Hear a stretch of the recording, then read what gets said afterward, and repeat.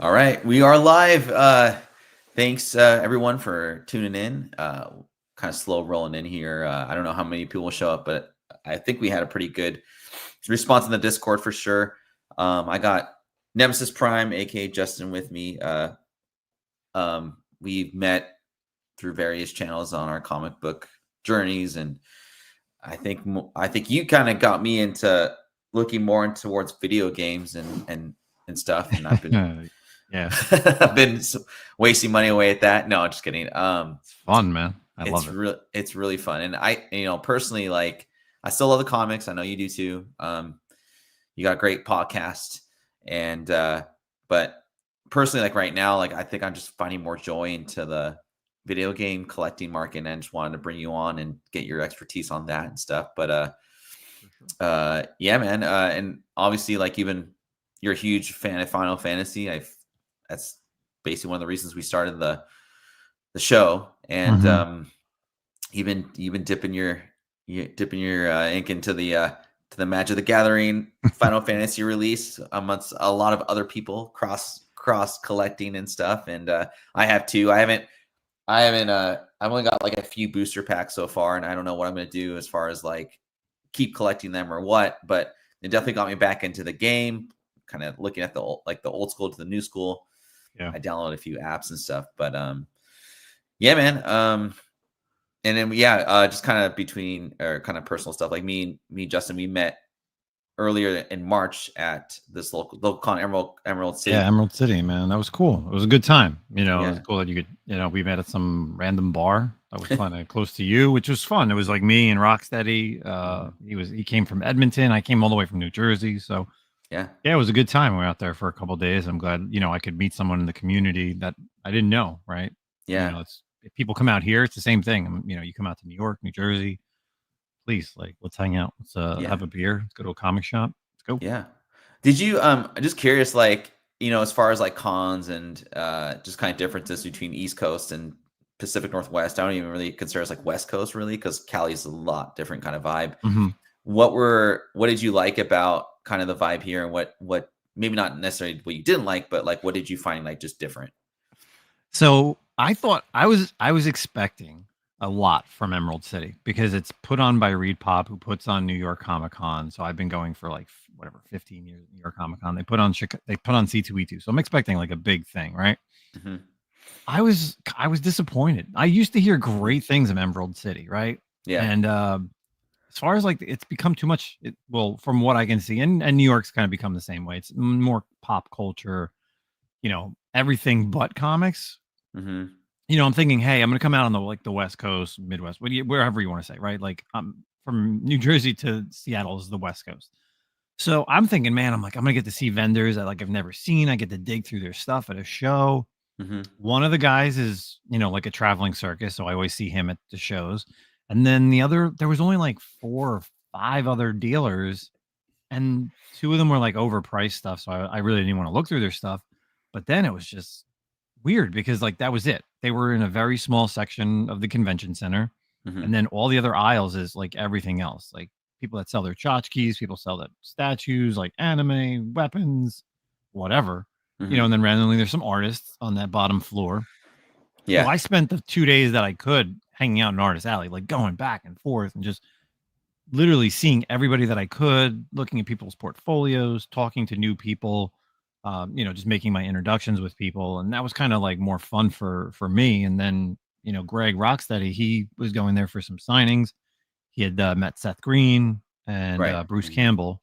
So that was like his big thing. And he bought some original art. We had a great time regardless. Yeah. Would I go back? Probably not, unless I'm going to go with like some people, because, as far as like a comic thing, it's like Baltimore Comic Con's a Comic Con. Terrific Con in Mohegan Sun in Connecticut. That's a big show. Heroes Con, that was just this weekend. Like, those are comic book shows. C2E2 is like a show. Even I went to WonderCon, gotta be like 2 or 3 years ago now at this point. And there was like tons of comics, which I love. Like, that's what you want. You don't want to just go in and be like, I could see like the comics in an hour. It's not fun. Yeah. And I, like when you guys hit me up about Emerald City, I was like, oh yeah, I'm not gonna make it, and I, but I want to meet up with you guys regardless, and just kind of show you Yeah. around the town itself, right, and kind of make that part of your guys' trip. But yeah, people ask me like, "Oh, are you going to Emerald City Comic Con?" And like, it's just the lineup just kind of sucks, and and it's just kind of like whatever. Uh, unless and the guests personally, like, I just think they're better. Like, if you're going to con for like the guests, there's another con here in Seattle called what's south of us. It's called it's called SummerCon, and it's in the summertime. It's south of Seattle, a little bit further away, but it's the con I like to go to. And I went there this past weekend, met Brett the Hitman Hart, which was awesome, and got some Ninja Turtle autographs and some newer kind of cast members from, like, I met Blue Beetle, which is he's freaking amazing.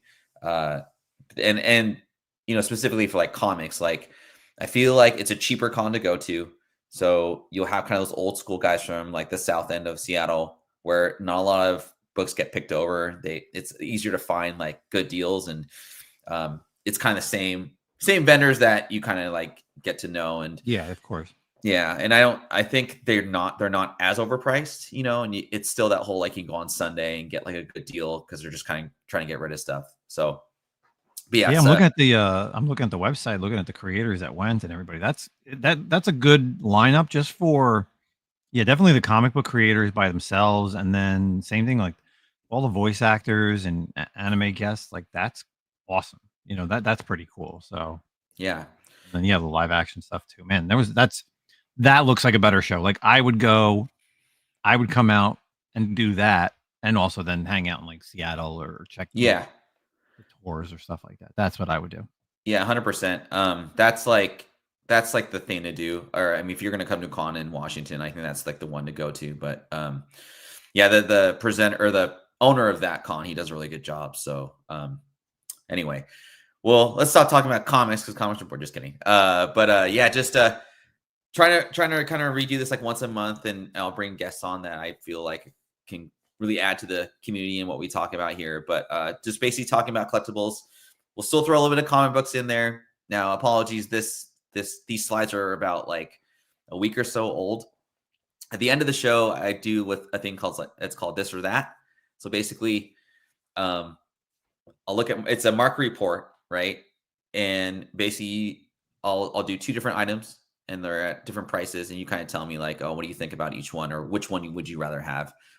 Just to kind of take a different market report. So hope you enjoy it. And again, thanks for coming through and supporting the channel, man. For Yeah, sure. no, man. It's I don't do too many live shows anymore. Like, unless people actually Yeah. ask. Like, the podcast is, we record. We did 2 episodes. Literally, we did 2 episodes last night. I did an episode basically for next week, and then we also had, and then Zach was on with another writer artist that just dropped this morning. So, pretty busy last night. But yeah, the live stuff, I don't really get it unless people want me on. So I appreciate it, man. It's fun. It's nice because I don't have to do anything besides chat and talk. Yeah. Like, I can kind of sit back and you run the show, you run StreamYard, man. I know it. Yeah, sweet. No, and like, real quick, like, how's the new show on Spotify going? And like, I know you guys kind of like moved platforms, right? Yeah, so we were on everything: iTunes, Spotify, Google Podcasts, you name it. And then, we got picked up by a network, and now we're kind of underneath this big umbrella branch of like 150,000 subscribers, 138,000 followers on Instagram. So it's, different people, right? Different outreach. So it's awesome. We just saw the numbers for our first like 20 episodes, which is like unbelievable, right? Yeah. We get to see all the different countries that check us out. Some episodes don't hit as much as other ones do, but they hit well more than if we were just, on just Zach and myself. So, and then things are always changing. They're always looking to expand. We're getting tons of, we've got the opportunities to meet new writers and artists that we couldn't get before, and that's awesome. And a lot of like comics that come in like 2 or 3 months before they actually come out, so we actually get to review them as well. Well, cool, man. I mean, like, I know that was a kind of a different, kind of thing. When I know you guys just had, I think you guys were in the process of moving when I was on your show, and we were talking about it. So, congrats to you, man. I mean, you guys deserve it. And thanks, man. Yeah, let's get into the list. So I know we were kind of talking backstage, backstage. I mean, you've been ripping these Final Fantasy Magic the Gathering cards, and we've been talking about it in our server, our Discord server, for like the past 6 months, and I kind of fell asleep on it because I just thought the prices were too high for pre-orders, and it just wasn't. I was just kind of like nervous about it, right? But it's off to an amazing start, and kind of the pull right here is that Chocobo, which you are searching for. But first off, real quick, like, tell me about the set, man. Like, I know you're not a huge, or I don't know if you are a huge Magic the Gathering player, but like, what do you think of like the art, kind of like the different versions of the different characters, and like, are you seeking? I know you're seeking out like the main characters, but like, what specifically, like, what game are you looking for? Because I know some people are looking for like, Cloud obviously is a big one, yeah. Sephiroth. But are there other ones you're looking for as well? I mean, I'm trying to get I don't know anything about Magic. Well, I should say 2 years ago, I bought this huge Magic the Gathering collection from a house from this guy who passed away, and I learned a little bit about Magic from selling it because my buddy still plays it. So like he taught me some stuff, and that literally was like my my learning into Magic the Gathering. After that, I was just like, I don't know anything. But now with Final Fantasy, so what they did was there's collector boxes, there's regular booster boxes, there's regular. So like most of the cards, there's a regular version, there's a foil version, and then there's some of them have a surge foil. So most of the surge foils are the ones that you want to get. Those are the most expensive ones. So like you have up here, Cecil, Cloud, Terra, and the traveling chocobo is, I think they only come in foil. But like Cecil, Cloud, and Terra, they all come like in that format. Well, there's different cards, but for those are the character borderless cards that they have in regular. They also have them in a foil version, same same card, just foil. And then there's a surge foil that kind of looks like it's wavy on the card itself. Okay. So that is really those are like the real chase cards if you're looking for the characters. So of course, like you said, like Sephiroth, Cloud, Yuna, Tifa, Aerith, a couple other ones, Celis from like Final Fantasy VI. Those are like the ones to go. Those are the ones that people want.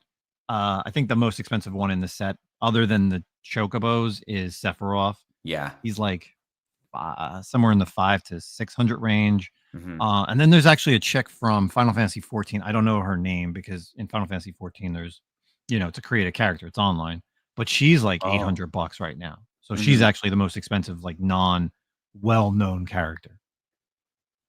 Sweet. Yeah, man. Like I mean, like literally, like Renee, who's also known as where you at? Dragon's Den right here. We've known each other for like 25 years. And he actually kind of taught me how to play Star Wars, the trading card game from Decipher, like a long time ago. So he's a huge card collecting guy. And he was texting me like a couple weeks ago, and I just happened to stop by one of my stores, and I just picked up a bunch of packs. And like I was telling you in the background, like I couldn't find any like sealed boxes of the collector's edition. I've been watching a ton of videos. Like one dude, and Renee can attest to this, he opened up like $3,000 worth of cards and only got like $500 worth of cards. He's trying to find the chocobo as well, right? Oh, of course, yeah. And then there's other guys like you who are just getting pulls and nice hits like crazy. But it's really, I mean, I think it's cool because like it's obviously has like a huge following. It's the most popular Magic the Gathering set like ever. Oh yeah. Is what they say. Like it's just selling like crazy. For me, as like a Final Fantasy lover and a person who used to play Magic the Gathering like daily when I was a kid, I mean I want to play Magic the Gathering again. So it's like another like thing I got to spend money on. But do you think like, and I know like long term, when someone says like long term, it's like you think 30 years, but like maybe not that long, obviously, right? But like, do you think it's at the prices it's selling now? Do you think it's like too late to get into it to either collect or play, or do you think it's gonna like hold value? What are your thoughts on just kind of the collectability of it? So to play, you could definitely just play by buying the packs, the regular packs and the booster packs, because these cards on the top can all be found in regular packs. But if you want the foil or the surge foils for investment purposes, then you'd have to get the collectors. And we were talking backstage, and about pre-orders were probably around $500-$600 for the collector boosters. So for the collector boosters, because I have a couple still over here for the people that are watching, these are the collector boosters. So there's only 12 to a box. It's 12 packs, 15 cards. The regular boosters are like 36, I think. These are like 36 packs, I think. I haven't even opened up one, but so like, I mean, you get a lot more cards, less money, but I want everything because I'm a huge Final Fantasy fan. So if you want to play it, just buy a box, and I'm sure you can build a deck from that. The commander decks, there's 4 different commander decks that are out there. You get the regular ones, and that's good for starting, like Titus or Cloud. Like I heard the Cloud deck is really good just as like a starting deck. But yeah, I if you want to play it, sure. For what the collectors boosters are going for now, I wouldn't even touch them. At over 1,000. I'm gonna keep 2 of them sealed because one, I'm sure as hell they're gonna hit at least 2K. I'm probably gonna hit 2K. I'll sell one of them. And the reason being is because there's the chocobos. There's the golden chocobo. There's 77 of them. I think 5 or 6 of them have been found. The number 1 has been found. It was shown off last week at MagicCon, and the only reason why I know this is because I'm like following to see which chocobos have been found. But so the number 1 has been found. Obviously that would be the big one. 7 would be another big one. I even think like any of the first 16 would be right now because there's 16 games. Obviously 69. 69 would be like and then like 77 would also be but the big one. So like the first, the end. But I wouldn't touch the collector stuff unless you really are just like, listen, because right now they're going for like $1,100-$1,200 a box. So much money. You want to buy it, and from what I'm saying, from what I'm seeing, it is going to go up. It is the biggest because of the chocobos, and I'm pretty sure in the next 20 years you're never going to see all 77 chocobos because people are going to keep them sealed. Like I don't know the ones that I'm going to keep sealed. I could have a chocobo if I opened it, but if I keep it sealed, it's a chance, right? So give somebody else a chance once they hit 2K. Lord of the Rings was like a huge thing, right? But the problem with the Lord of the Rings was there was the 1 of 1 ring. So once it was found, all those collector boxes completely dropped because there's realistically, there's chase cards in there. But there's not that infantile like card that everybody wants. It's just like, well, Post Malone's got it. I ain't getting it. Yeah. No, that's cool, man. Because like I haven't talked to anyone like personally that's bought the collector's editions. Again, like we talked about it in our Discord, and like I think people are just kind of like, man, that's a lot of money to like put away for 6 months. And then I'm not shocked at the success of the release, but I am shocked at how quickly they shot up in value. 2 weeks, man. 2 weeks they doubled. So it's insane. And I just don't think they're. And the thing is, with the collector boosters, they're not making any more because that's cool. That's it. Like the regular booster boxes, from what I've read, is that they're going to do this for at least 2 to 3 years, and then that's it. So there is going to be like a reprint on the regular booster boxes, but the collectors, they can't reprint because those all came with the chocobos. So once they're gone, they're gone. Yeah, some people may have cases and hold on to them, but Wizards of the Coast is never going to reprint any of that stuff. So, if you find one right now, like I would just pick it up and I would just hold on to it because they're just going to continue to go up in 6. I would say over the summer, it's going to be between $1,500 to $2,000 at least, without a doubt. That's crazy, man. I'm happy for it though. I mean, it's like, like I was telling you earlier, like Pickles, who I don't know why he's not coming on stage, but whatever. He's in the chat. I mean, that's literally how we became like best friends. I didn't even play. I think the only like quote unquote like role playing game I played was like Resident Evil, if you even consider that one. But before that, I never played any Final Fantasy games. And then he was like, "Oh, try this game out," and we played till 2 a.m. and for like 7 days straight, and all that stuff. So, well, cool. All right, on to the next kind of category here.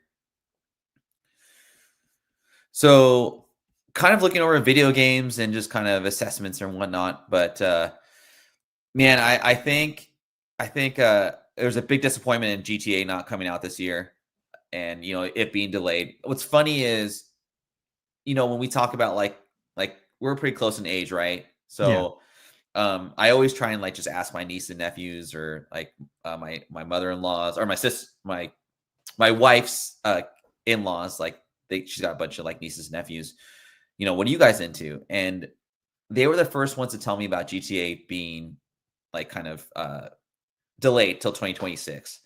And so, and whenever I ask them about like collectible type stuff, they're always referencing video games. And they told me like, oh, I want to get Metal Gear Solid because GTA is not, or Grand Theft Auto is not coming out until next year. And I was like, huh, I didn't even know you were into Metal Gear because that's such an old school game. And this is like it's a re-release of a game. And Hmm. it kind of occurred to me like, oh, probably their dads were into it or like an older uncle or something. So I went ahead, I went on Amazon about a month or a couple weeks ago.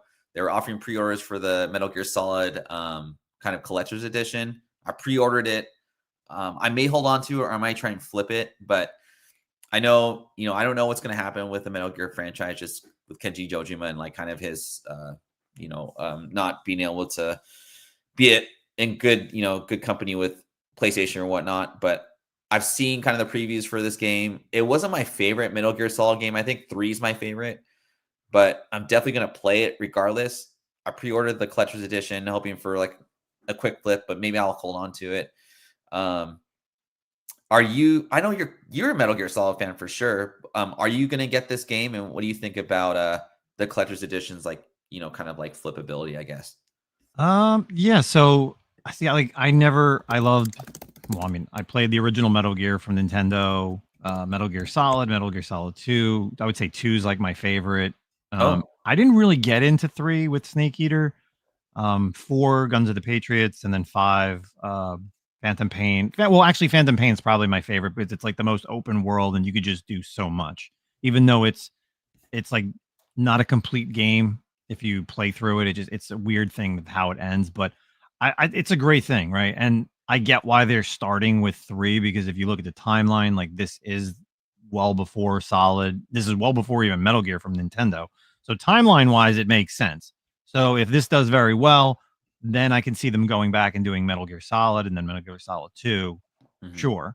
Um, yeah, I mean, for $300 for a collector's edition, I would say keep it sealed, and I'm sure it'll shoot up to at least $500 because it is a big title, right? It's Metal Gear. It's everybody knows who Snake is if Yeah, you played video games. Like Solid Snake is a mainstay character in the world of video games for the past 30 plus years. yeah, for sure. And us, going back on the comic book side, like how long have you been waiting for that damn movie to come out? Yeah, It's kind of funny, but um, yeah. So unfortunately, the Amazon pre-orders are at the time I was originally going to do the show, they were still actually available, but unfortunately on Amazon they are sold out. So I did check Best Buy. They did have a couple copies in Xbox, but not so much in PS5. I always generally go PS5 as far as collecting. Like, what do you usually do, like PlayStation or like Switch, when it comes to like different versions of a game?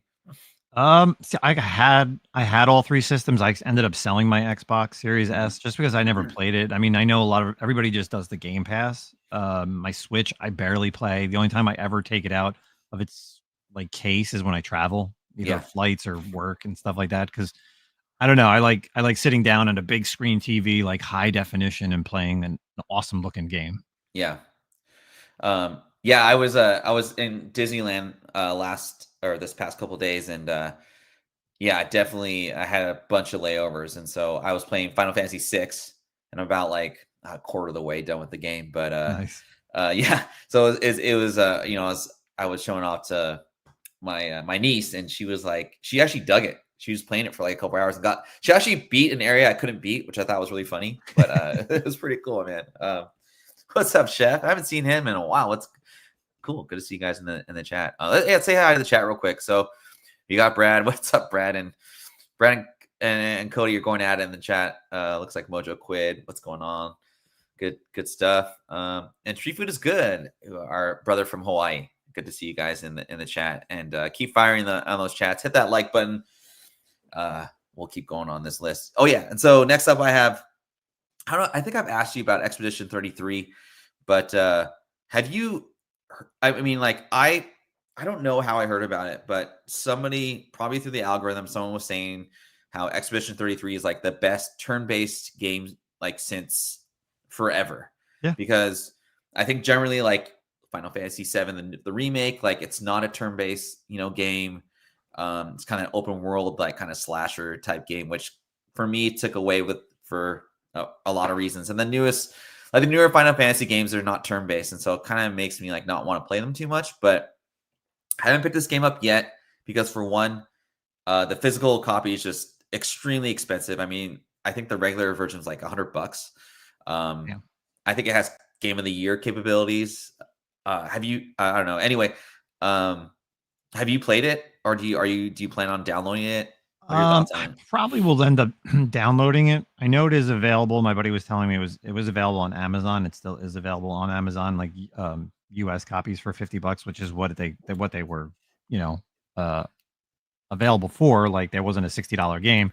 I have it on GameFly. Like I've been using GameFly for years.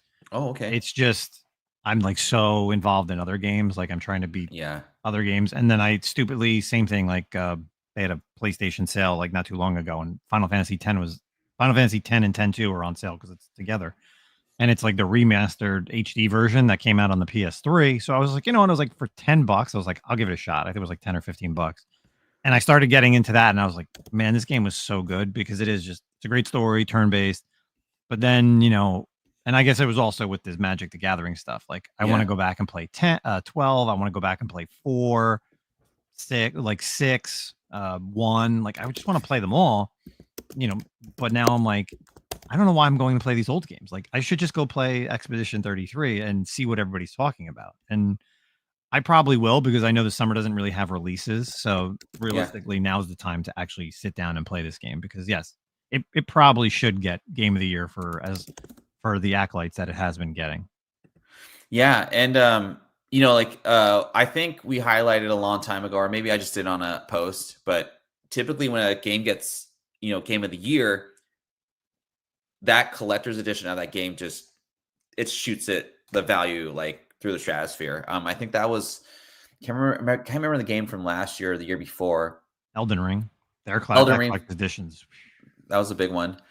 There was another one though. I forgot the name of it, but it was a Brit. It's the game. The collector's edition came from like England, and I remember prior to Game of the Year awards, it was like 600, and it shot up to like 1,800. If Renee's on the chat, he might remember. But I know Elden Ring, yeah, for sure, that one shot up after the Game of the Year awards came out. So Even I think the Link one, I think Breath of the Wild, like that collector's edition's pretty pricey now too for on the Switch because they don't typically Switch games don't do yeah, these huge collector's editions. Like they'll do like a deluxe, mhm. but nothing like they've done for like the PlayStation and Xbox versions of games. Like you get statues and art books and all that stuff. So I used to be big into getting all of them. Like I have all three. I have all three of the Batmans, like Arkham Asylum, Arkham City, and Arkham Knight. And the second and third one came with like little statues, and Arkham Origins as well. So they all came with statues, and I still have them all.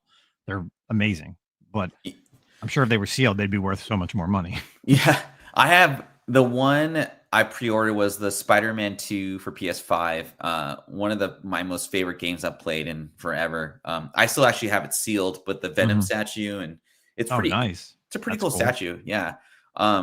And the story of that game, man, I mean, that's kind of what kept me playing. They did such a good job with the different origin stories with Venom. Oh, just like beautiful game. And lastly, this is kind of one of the reasons I wanted to bring you on the show as well. But a guy we follow and whatnot a lot, Skylar Racing, who's just a very interesting seller. He's about 22 years old, so he's about like half our age or whatever you want to call it. But I've been buying a lot of stuff from his shows, but I have been noticing that, it's a good value, right? Like if you're, for example, like GTA 3, which the first print 9.8 goes for like 400 to 500 bucks sealed, all that good stuff. Well, he sells a lot of 9.9s or 9.8s for like an eighth or maybe like a fifth of the price. However, they're like second prints. And I just kind of did a couple of just like sales from so I bought like a 9.9 GTA 3 San Andreas, and it was a second print. And I was just curious of like how much they would go for the open market. So I did like a 7-day auction at $1, and I ended up making about like oh, I don't know, like 35, $40, which wasn't great. It wasn't huge, but it did sell for a lot higher. Do you think there's value in those 9.9s or 10s in the second prints, or do you think they're just kind of comparing them to like, comic books, right? Do you think it's just like a fad with a grade and it's not really worth quote unquote investing in them? It's tough. I think Mhm. depending on who's doing it, the way he does it, because he sends in cases, right? So he just Right. gets an entire complete case sent, and he will send it directly to CGC or WATA Hmm. like that. He won't even open it up, Hmm. and they open it up, and that's why on the back of the labels it'll say case at 24 or case at 12 because they're the ones that are physically opening it up and grading everything. Hmm. What happens is it completely skews the like the water reports, like the census reports. Like now it actually Yeah. recently got updated. And I know one of my buddies who also goes on Skylar's stuff went to the WADA and WADA just updated from I think the last update was February, but now they just updated it to May. And if Mhm. you look, like all those games that he sells, there's like hundreds now Yeah. of like 9.8s, 9.9s, 10s. So it's not really it doesn't really help because it's the same thing. Like people are always scared to buy like a Hulk 181. There's a lot of Hulk 181s out there. It's not like Mhm. a scarce book. So getting a scarce, Zelda, what is it? What's he selling more recently? Not Breath of the Wild. What's the other one? This, Tears of the gosh. Kingdom. Tears of the Kingdom. Like, Yeah, yeah, yeah, I mean, it's for that, especially like modern, like that's super modern. yeah. It's just I don't think it has like longevity.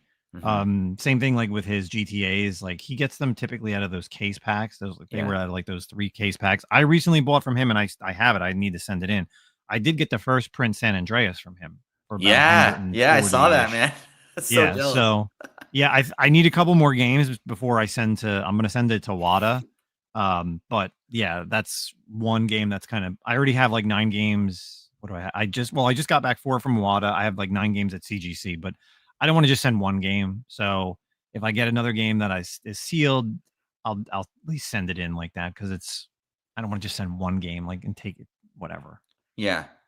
Well, cool, because I really I mean, on messages I'll send you, I'm like, "Should I get this graded?" Or like, "What do you think about this?" And I value your opinion because it makes sense to me, right? And I remember I saw a photo of him, and it was like he had like it almost looked like 200 like tens of Breath of the Mhm. Wild second print, which is which would be cool to have because I love that game and it's kind of like a trophy, right? But for investment wise, I just don't it really would dilute like the 9.9s and definitely the 9.8s. Like it just wouldn't even be worth it, to buy Oh, those if for you're sure. investing. So Yeah, it just um got recently updated real quick. I'll just go. So okay. Zelda Breath of the Wild, or no, Tears of the Kingdom. Holy shit. There's 259 now on the census. 227 are the second prints. Hmm. So 181 are 9.8 A plus plus, and then there's 48 A plus plus 10s, which is all basically what he's sending in. So Yeah. that's like, again, that's skewing realistically the overall, because when you look at that, you're like, all right, well, then if there's 317 of the cover A or the second print, Yeah. but then if you actually look at the first printing, I mean, the first printings now, there's only there's not many at all. Hmm. So I mean, I would just rather have a first print. I mean, I know it's super expensive to get. Yeah. Same thing with like Breath of the Wild, but I'd rather have that than a second print where everybody's got like a 9, 9, and 10. Like Yeah. it's not rare. It's like a dime a dozen. So yeah. Yeah. But the thing is with his stuff too is if it's the first time that he's putting it out there, and if you buy it, get it, and flip it fast, you Yeah. could get more than what you bought it for because nobody else has it to market. Right. That's the only thing. But Yeah. I've seen a lot of people sell on eBay now, and you're like, yeah, this probably came from him because Yeah. that like random seller, I'll go into what they're, and you'll be like, it'll have like a Pokemon game, a Zelda, like a GTA, and you're like, oh, he got it from Skylar. There's no way that Yeah. this random person just has these 9.9s and 10s, the same thing that he typically sells on his whatnot show. Yeah. No, yeah, 100% I agree. Because I remember I was looking at a listing I did again, just kind of seeing what the market would how react to it, and I was doing some comparable sales, just kind of like for research or whatever. And I was like, I remember that from the show that I bought stuff from. because I just had listed it, right? So we're doing the same exact thing, just kind of whatever. I don't know what your experience is with like Japanese first prints, but Vinny, who's usually on the show and part of the crew, he's very into it. But what is your thoughts on this question from Street Food is Good? I like the Japanese games. The problem is a lot of them don't come sealed. Mm-hmm. So like if you grade them, it doesn't say sealed. I forget what the like WADA puts it at. Mm-hmm. There's definitely a couple of Final Fantasies that I would love to get, back in the day. Yeah. But that's not to say that I don't have some PlayStation 2 games that are sealed. Like PlayStation 1 and up, they are sealed. But like Super Nintendo, like I would love a Final Fantasy 2 and Final Fantasy 2 that we played, right, from in Super Nintendo, but obviously it's Final Fantasy 4 in Japanese. Mm-hmm. Those box were never sealed with like a saran wrap like what we had like Super Nintendo. But I love the Japanese cover art on a lot of games. Like I have Castlevania, Lemon of Innocence for PlayStation 2 from Konami. The Japanese cover art way better than our version because it was actually done by the artist who does all the Final Fantasy stuff. So it's like a completely different cover. Mm-hmm. Other games I probably had over the years that I've sold, like I had some of the Final Fantasy. I had Final Fantasy 10, which is a different cover. I sold it. Unfortunately, I should have kept it. But yeah, I think first, like more newer games, like PlayStation 2, PlayStation 3, first print Japanese stuff is cool, definitely. Because again, if it's a different cover art, I mean, that's just amazing, right? Like that's so much better than seeing like sometimes we're so basic, we're just like the name of the game. Yeah. They'll go full art, and I'm like, this is cool. It's a different thing. Yeah. Yeah, I've been actually on the search for like first, like even CIB just to see like the value of like Pokemon, like Red, all those, and they go for a lot less than your CIB, your other CIB stuff. So I'm going to Japan this December, so I'm definitely going to be on the hunt for just anything Japanese. I literally told my wife, I was like, I'm not going to bring a check in because I'm going to fill it up. I'm going to get a suitcase over there and I'm going to fill it up and bring it back with stuff. So yeah. Oh yeah. Yeah. So we'll see. But well, cool, man. Cool things overseas. It has so many better covers. And again, same thing like games that I've graded. Castlevania's, some like the Darkstalkers game. They came out with like a Darkstalkers re-release on PlayStation 3 that never came out over here. So like I had to get it. Like it was called Vampire Savior. Yeah. So there's a lot of cool different things that just like in the realm of if you're collecting like this series, because like I'm a huge Darkstalkers fan. I have all of them. So I was like, I need to get every version possible. And that was the one version that I was missing was the PlayStation 3, which never came out here. So yeah, it's cool. Like Dragon's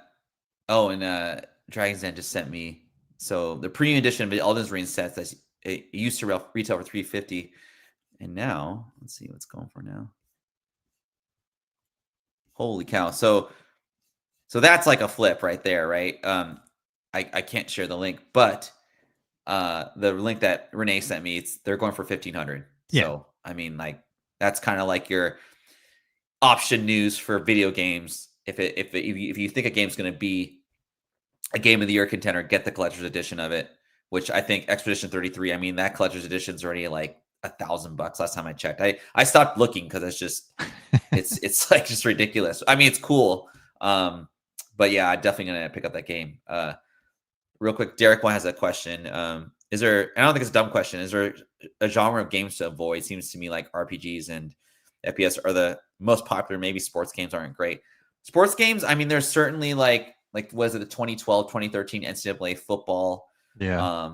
I would say like any of the NBA 2K, like the Dreamcast sports games, I feel have a weird value to it because like, I mean, those were the best sports games ever, but I would say like a first Madden ever. Yeah. First years are definitely, the Dreamcast stuff, the 2Ks for sure. Anything that they stopped making, maybe like what was PlayStation had MLB The Show. So like the first version, if you want to get it.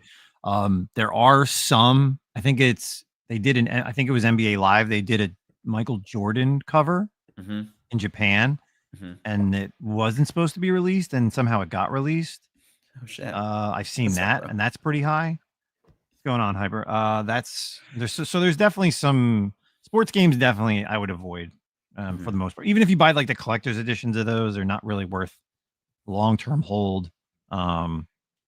Yeah, unless it's like unless it's the first one, and if you want it, right? If your favorite player is on the cover, right? Like a lot of people are like, well, it's got the first cover for whoever, like Tom Brady. What's this year is Saquon Barkley is going to be on the cover. So it's like, listen, if you're an Eagles fan and you like him, like, or buy it, but seal it, keep it sealed, grade it if you want. Maybe have him sign it and grade it. That's up to That'd be you. cool. Yeah, it's. Yeah. I've looked up actually like Griffey's baseball and Super Oh Nintendo, yeah, nice. right? Those actually go for not too bad, for a sports game. They were just so catchy, right? Like you would Yeah. I remember jumping like if you had Griffey and like someone's in hit a home run, you could like jump and catch the home run like at the upper deck. Just quirky game like that, right? But yeah, but for sure, Derek, like I always try in my market reports, I always try and do like, the key like Nintendo series is like Mario. I think Zelda is like probably the easiest kind of like collectible type of game to like maybe flip. Any of like the fighting games aren't too bad. Just ones that just start from there. I mean, it's not as like specific as comics. I think it's actually a little bit easier. But I think the horror stuff too. I think horror horror, yeah. is definitely the way to go because there's definitely games that aren't, like I even something like Expedition 33. Like I know it's a big thing, but I mean, again, if they're, and I think we talked about it maybe, or I think we talked about it. Like if you got it on first release, if that's considered the first print, and even now they're coming out with different ones. If it's second print, obviously the first print's going to be worth more, similar to how like Nintendo does it with like all zeros, and then their second print is 0001 or 0002. Yeah, the horror stuff is there's some great games like on the PlayStation 2, PlayStation 3, even PS1 stuff. Like, and even back then, like just finding that stuff sealed is just it's tough to come by. So, I know this weekend there's a huge it's called Too Many Games. It's a video game convention here in it's in Pennsylvania, in Greater Pennsylvania, Philadelphia. That's where it is. And I was thinking about going, and it's like today through Sunday. I'm going to Garden State Comic Fest tomorrow. But that doesn't mean on Sunday, if I don't have anything to do, I may not drive the hour to go and see the video games that they have because maybe I'll find something I need or want. I'm very upset. I missed that on 2 games last night on Heritage Auctions. Of course. It was an all PlayStation show, and I missed that on 2 games. I was like super pissed about. It was in between recordings, so like I knew that I was available, and I completely forgot both games, and they went for dirt cheap, and I was so pissed at myself, like so pissed. Right. Yeah. One I of them mean, is a like Final Fantasy, so oh, don't. yeah, man, dude. It was a Final Fantasy anthology on PS1 in a WATA 9.8 A plus plus, so highest seal grade for them, highest rating, and it went for I think like 500 or 600 before buyer's premium. Oh my gosh, And that's then the like other game was for PlayStation 1, it was Resident Evil 3 first print in a WATA 9.6 A plus. And I have a WATA 9.6 A plus second print. So I would have loved to have the first print. And that went for same thing, like right around the same thing before buyer's premium. So both those games roughly would have cost me maybe $1,500. Like I was like, I would have been like happy, I would have been happy as like a pig in shit for those games for $1,500. Like anthology, and because if you look on eBay, like anthology, people want the dumbest money for for like a B seal. Like I've seen B seals of that, and people want like over $1,000 for it. I feel like Heritage is like the spot that like it's just so much better than eBay. You're gonna get a premium like collectible for fairly inexpensive price if you just are watching, right? I need to get on the like habit of just like trying to find a nice sealed game on like pictures or like even being in person and just getting the damn 9694 or whatever it is, and just kind of comparing prices and just going like on an auction, either on Whatnot or on on Golden or whatever, or Heritage, sorry, and just go there versus like trying to find something on eBay or like God forbid Facebook Marketplace, because that's sometimes ridiculous. I mean, you can find some good deals sometimes, but yeah, I Heritage need is to check good. those out. So every Tuesday they do this thing called Mini Boss Select, where it's just like maybe 50 to 100 games. It's probably about an hour to 2 hours at the most, depending obviously the people that are bidding. But I mean, I typically log in on like Monday and I go to that auction and I look at all the games. If there's something that I'm interested in, I just put it on my watch list, and Yeah, they'll send me the notification a little bit before that one goes live. And sometimes I get it, sometimes I don't. And yeah. then last night, for whatever reason, like I was not by my phone when it was going off for the PlayStation auction. But Hmm. another good place, and I don't want to say this out too loud, but like Golden's auctions is slept on for video games, because that's how I got my Metal Gear Solid and my Resident Evil 2 first print. Oh, Because nice. I did not know that. nobody realistically like, and so it's interesting. So the way Heritage works is obviously it's an auction house. So it's like, $100, 150, 200, whatever. Yeah. The way Golden's is run is like the auction will end at like 10 o'clock. Hmm. If the item ends at 10, and then it still has like 30 minutes for some dumb reason to like people can still bid, but then that's it. It's kind of like an overtime.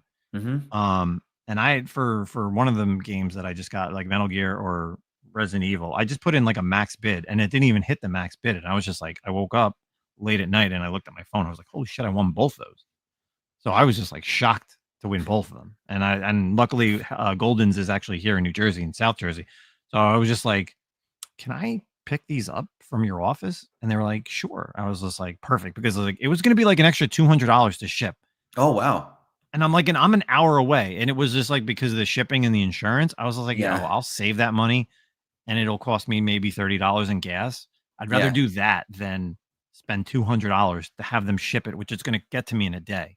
Yeah. So I literally took a half a day at work. I drove down there. I Sweet. literally went to the office, picked up the games, and went to like 2 comic shops and drove back. So That's simple great stuff. too. I feel like also like, to spend that much money on like a collectible or just anything in general, and like to be able to like, there's something, I mean, it's just so much of a better feeling to like go somewhere and have it versus like opening up a box, whatever. Of I course. just gotta imagine, right? And you save the money, right? So that makes sense. It was literally the best thing in the world. Like, Yeah, it saved me, I swear, it saved me like so much money. It just, for the $200, I'm just like, I actually called them. I was just like, listen, before I pay yeah. this, can I do this? And they were like, yeah, sure. So, I mean, I'm going on Golden's right now. So right now there's, in their total auctions, there's only there's 8 video games.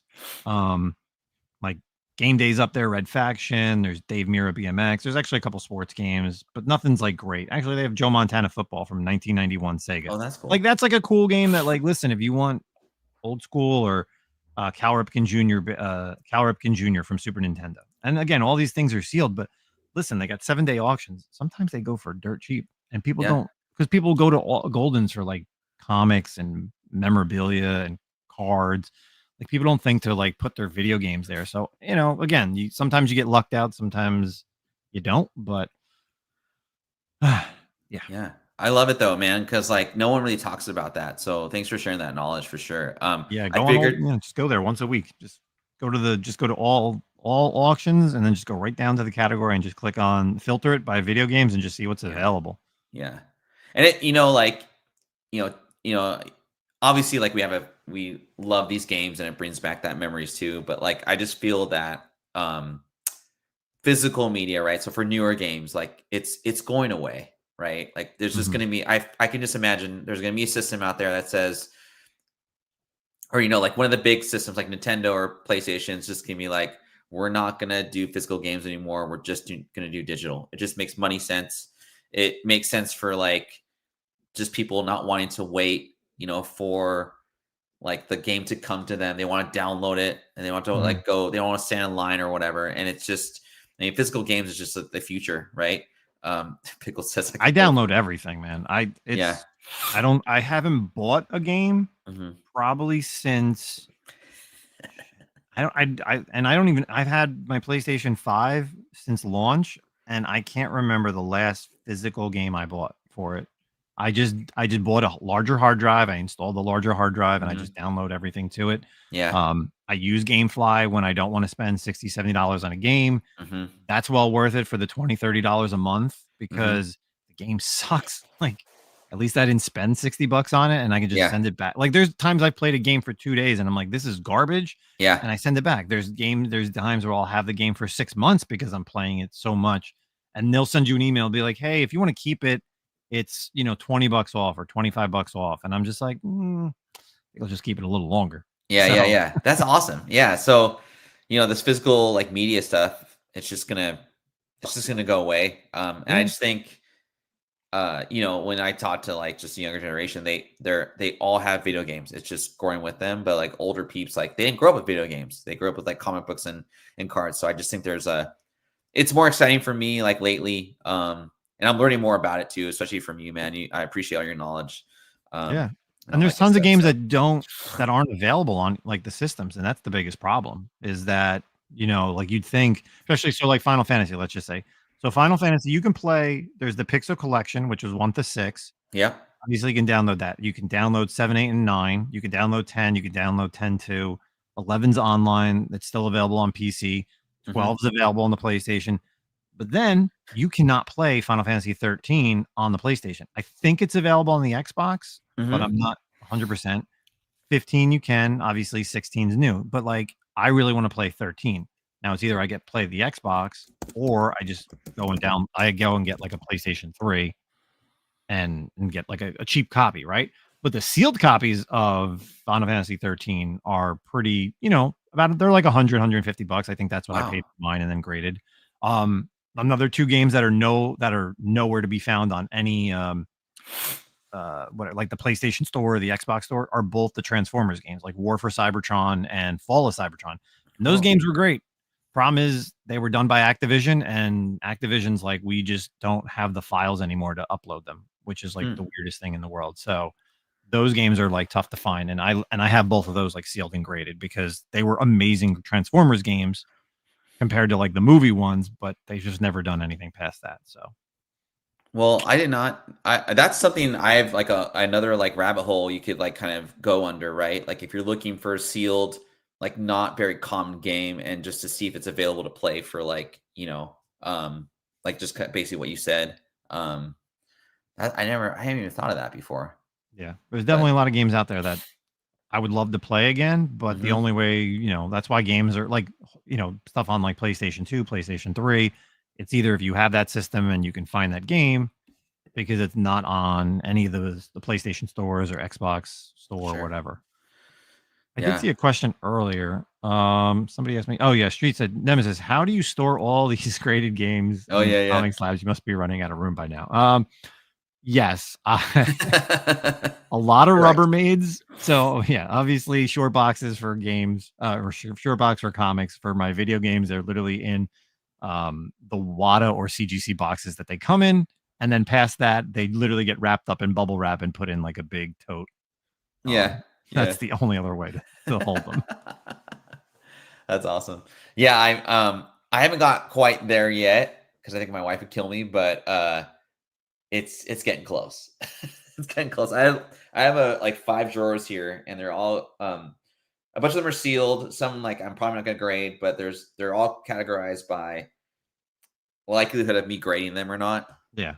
And they're all it's you would never know, like unless you came or unless I showed you, but it's just these old storage like doors I have in this house, and it's just kind of funny. But so another kind of segment that we always talk about is magazines. And Marcus, he's not here today, but he got me on this kind of like strategy game, kind of like hunt, I guess. And so I'm always on the lookout for strategy games. I mean, like if you want to be a true collector, right? Like if you're a huge fan of Ocarina of Time, you may want to get like the first appearance of Ocarina of Time review or like something like that. I don't have that particular magazine here, but I do have the strategy guide, which Pickles, if you are listening, I know you have like 8 copies of it. He doesn't. He hates strategy guides. But anyway, if you can find, what's that? They were the best. Come on. I love him. He hates them. He hates them when I talk about strategy guides. But with that said, they're, the older ones, obviously, right? Like they're used. They were, and they're he's smacking his head in disgust. But they're hard to get in pretty good condition. So if you can find like a decent one that maybe has some like pressable defects, or if you're a great presser, one that can get rid of those thumb marks or whatnot, like a 6.5 Ocarina of Time goes for like 120 to 150. Last time I read that. And there's different versions of it, right? But this particular Prima official strategy guide, that one goes for pretty good money if you can find a nice copy. Also, just kind of highlighting other magazines. So the Time magazine Pokemon that came out a couple months ago, I could not find a nice copy of that, but a 9.8 recently sold for 300, which I thought was pretty impressive. I wasn't really trying to hunt for the first Pokemon magazines that came out. I was more on the hunt for these, stage 2 Pokemons. And then kind of to round out the magazine spec, this is kind of like, if you can find this is really cool. I'm on a magazine kind of message chat with a couple guys in you may know, like Blue Green Artifacts is in there. Who else is in there? Newbie Comics is in there. He's all over magazines lately. Oh yeah, I know, man. He's hilarious. Big. Yeah, and listen, that's what it is. We've kind of all went and shifted our collecting to what we really like, right? Like I've been doing comics for 20 years plus, like collecting, reading, and just the whole investment side was like I've just kind of gotten out of it. So I'm like, let me shift and like sell my stuff and put it towards stuff that I really like love. Like I've been playing video games since I was like 5 years old. Like that stuff's never going away, right? Like comics is still fun. Like I love reading the stories, but man, video game collecting, I wish that I would have started this like 5 years prior, because the prices then to the prices now have just been completely different. Like it's a complete shift. It's wild to see, what Nintendo games sealed go for, Super Nintendo games sealed, N64, right? If you were to go back 5 years and look at those prices, you're just like, man, I would have bought them. So, and same thing, like from 03 to 07, I worked at EB Games / GameStop, because when they merged, I can't tell you the amount of times that I'm thinking, I'm like, man, I could have got a case of like Pokemon Yellow or fucking Gold. Like I could have just bought this and just put it away. Like anything, any game, think about it. And then like when kids would trade in their games, like the box art, right? Like CIB games these days, right? We used to just take the boxes and throw them out and just have just the game, right? Or just like the game and the manual. Yu-Gi-Oh, all the cards. People would like come in and the cards would still be in there. We just like throw them in the garbage. Nobody cared. We never thought about this, right? Nobody thought about this. But that's why we collect what we, that's why we go back and collect all this stuff. Just like there's toys and and the magazine stuff is the same thing. Like, you got me onto some of these strategy guides. Like, I mean, like I have my Final Fantasy 7, 8, and 10, because I hated 9. I still have those. I found a Darkstalkers 3, which sweet. I would love to grade.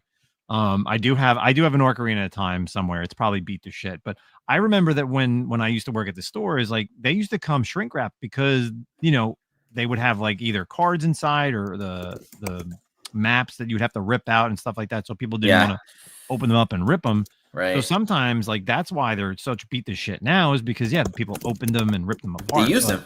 Yeah, you actually use them. But I mean, it's such a cool thing to go back and look at, especially like fighting games. You're like, why do you need a strategy guide for fighting games? Like, but you realize that back then there wasn't a pause menu to go to a training thing that shows you the combo list or how to do specific combos. That's the whole point of those. But yeah, I mean, RPGs, you needed it, like straight up. And I was like, I always wanted to know how much of the game I completed, right? So that's why I always did them. And he always just gives me crap about it. But there's a few guys on that kind of chat that we have on Instagram. And one thing with magazines, right, that differs from comics, and for me, I think it's an opportunity just because I like collecting that and kind of doing the research. But the first covers really do well with sports, with with video games, with whatever. It's always the first cover.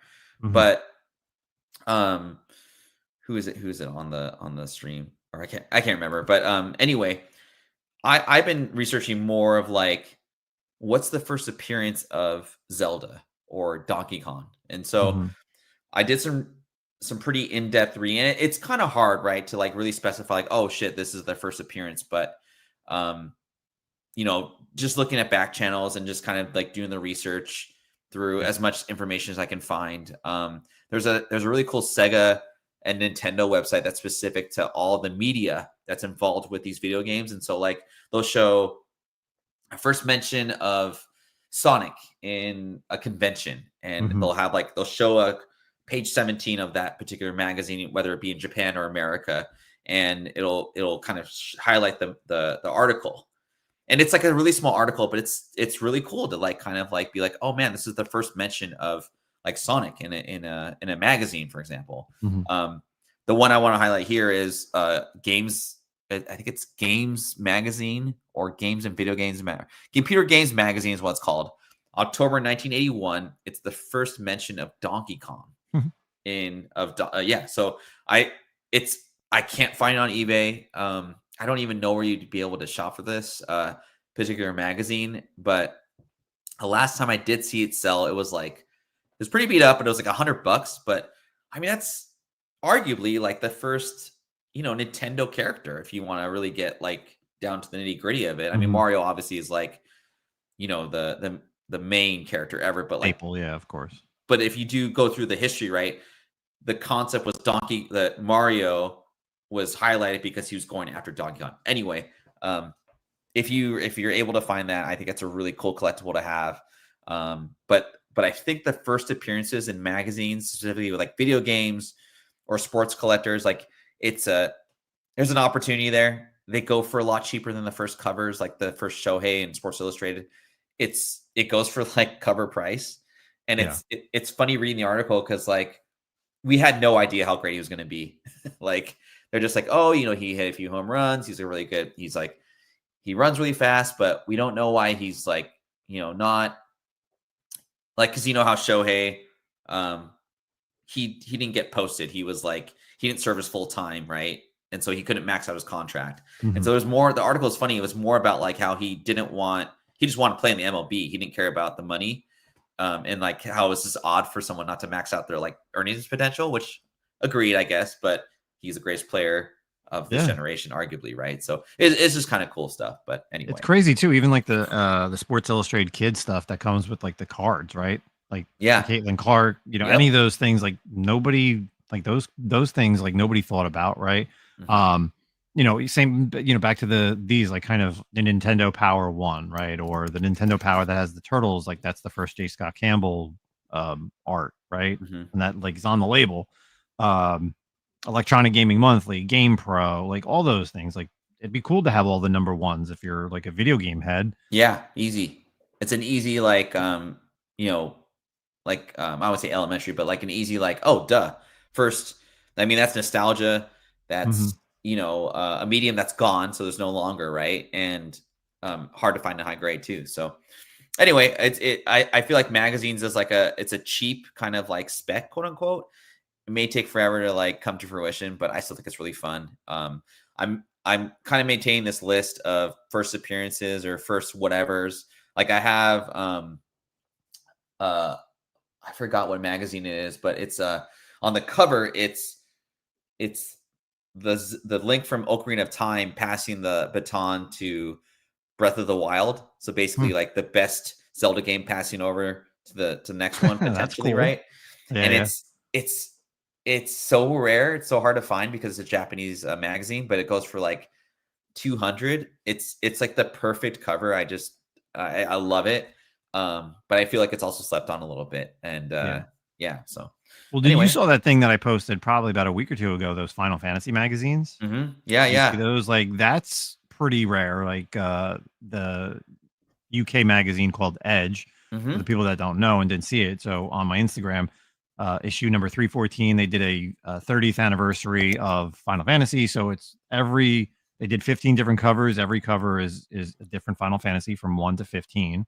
Yeah. I graded mine and it came in a box set. Originally, you could actually go online. It actually came in like a giant box set.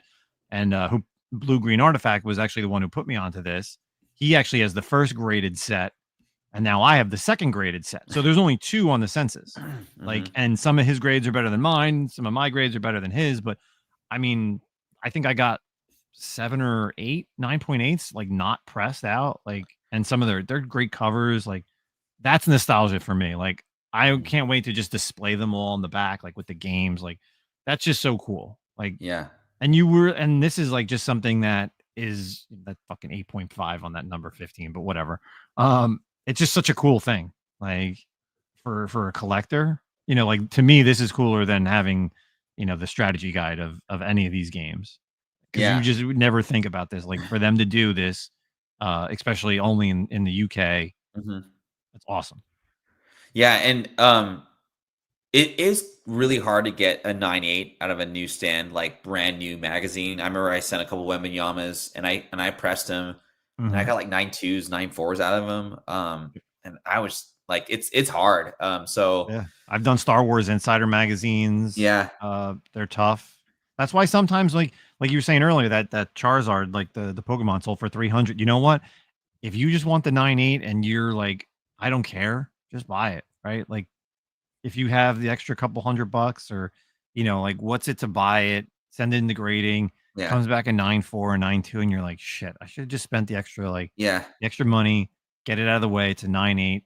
It looks nice. Just do it. So, like, I feel like for all these, like, I kind of want to get rid of my 8.5, but there's no other ones. Like, unless I buy blue greens, there's no other graded for any of these. Like, there's only 2 on the census for all of these. So yeah, it's great. It's really the magazine market. It's I wouldn't say it's confusing, but it's definitely like it's not.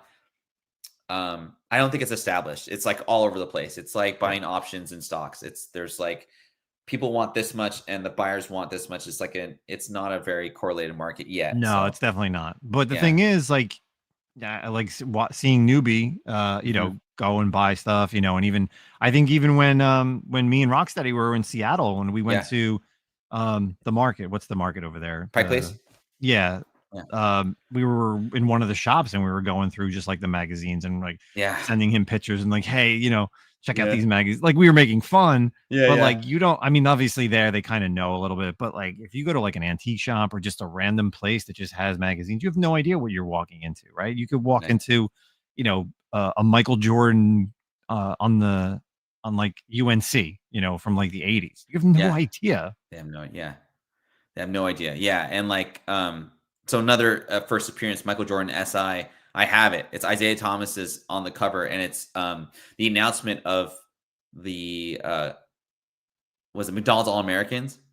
Okay. And we were actually talking about buying the copies of the Sports Illustrated for like $30 a piece, and then actually taking out the Michael Jordan page and grading that and selling it for like more than the actual magazine, which is really funny. But I have like a few copies of it. I bought them for like 25 to $30. We talked about it on the show before in the past, but yeah, it's a weird kind of thing, right? Because like in comics, obviously, like first appearances trump over everything, right? But in magazines, it's first cover right now.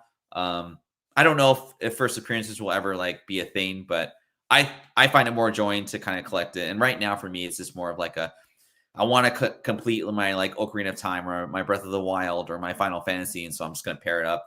Don't really care about the grade today, but I just think it's fun to kind of hunt for stuff and keep it going. So, real quick, before I get into the next slide, just want to thank everyone for sticking with us for an hour and 10 minutes. I'm so glad that you came on the stream because I've been wanting to talk to you just like live and kind of just get your ideas about video game collecting, just everything, like not comics, because I feel that your knowledge is really good. And I think we kind of been bouncing off each other with the same ideas and stuff. So I appreciate you coming through, Nemesis. Yeah, and, man, absolutely, man.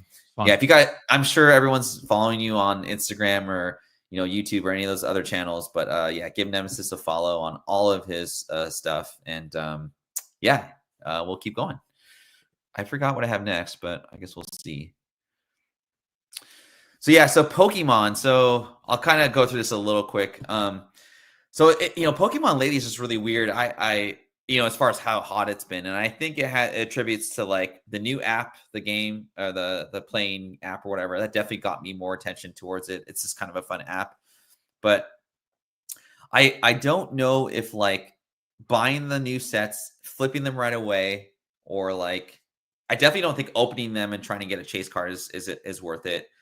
I've kind of stayed away from it, but I would definitely like for me, I think it's not a bad idea to get like those collector's editions with like the 12 packs, leave it sealed. Don't try and flip it. Maybe buy like one or two if you got the cash to do it, or just want to put your money into Pokemon. But that I just think the crazy stuff with the cards is just a little overwhelming. I don't know if it's gonna stay hot. Like I don't know a reason why people will stop buying them, other than just like overindulgence. But Mhm. like it's just really weird to me that it's still kept like the heat on it, and I'm not really following like the individual cards, which I think is fine. I think personally, um, I think the Game Boy Advance games are really cool to invest in. It's not as expensive as like, the N64 Pokemon, obviously, which is like the OG ones, or like your obscure like card. I think personally like the Game Boy Advance sealed, if you can find it or get it graded or buy it already graded like in a 9.2, 9.4. I think there's an opportunity there just to kind of hold on to it. Derek, you were asking about like our expansions or like, variations of like the base games worth it. I think with specific like titles like Pokemon, like Mario, it is because there's a ton of different like versions of said Pokemon games. And on my market reports, I try and hit on a lot of them. But yeah, man, I don't know, Nemesis. I don't really see on your posts and like a lot of like Pokemon stuff, but like, are you bullish on like buying and like, I don't know, for example, like a Game Boy Advance sealed game that's graded already, or like, are you kind of like, it's not really your niche? So I do have a Pokemon Red CIB first print for Game Boy. Oh, cool. Um, I think that's kind of like I think CIB, even like that, like Game Boy Advance. Yeah, I think those two because of their cartridges and cardboard. Hmm. Getting them even CIBs Yeah. and then like grading them and selling them is, I mean, you could definitely make a profit as long as you're not overpaying. I want to say like my Pokemon Red is probably like an 8.0. I couldn't tell you what I paid for it off the top of my head, but I had the Mhm. opportunity to get the fire red version from Game Boy Advance, Oh, blue, sweet. and I think I want to say emerald. And I was just like, I mean, I played like red, like let's just get the first one. Knowing it was a first print, it's cool. I'll probably hold on to it for a while just for all of the Pokemon. Just it's Pokemon, right? It's like the first version. I just think the scalpers have just completely ruined the hobby. Hmm. Every Friday I see at GameStop or Target or whatever, whenever there's like a new release, just the lines out the door when I drive down the highway. It's just crazy. Like what was it, like 2 weeks ago? So when like Magic the Gathering came out for Final Fantasy, was also the same release Yeah. of another Pokemon set. Hmm. And I think I went to GameStop at like 10:30, and all the people, that were there were all for Pokemon. So I left, I came back at like 11:30, and I was just like, hey, I was like, do you have any Final Fantasy Magic left? And they were like, oh yeah, we got tons of that. Nobody came in for that. And I was just like, What?